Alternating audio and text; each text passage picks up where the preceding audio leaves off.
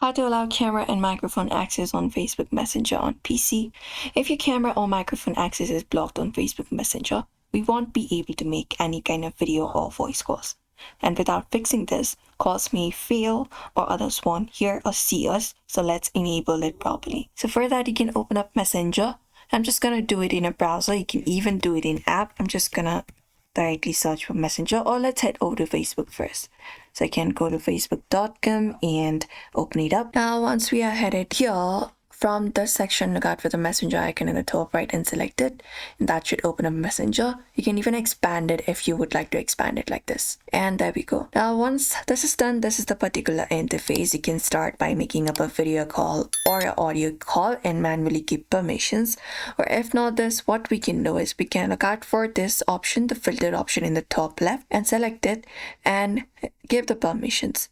So look out for this option for microphone, select it, and we have microphone option. Enable this option right here.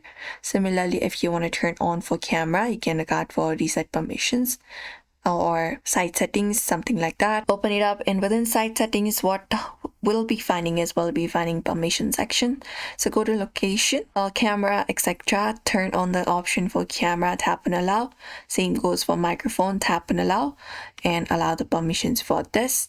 And when we head back to our Messenger, and when we start up a video call or audio call, you won't be needing to give permissions manually. They will directly be able to hear your voice and see you in the other interface. And that's it, everybody. Usually this is how you do it. Make sure you have camera if you're using PC, but usually this is how you do it, and you should be able to allow the permission for your microphone and your camera in your browser. So we hope this video was helpful.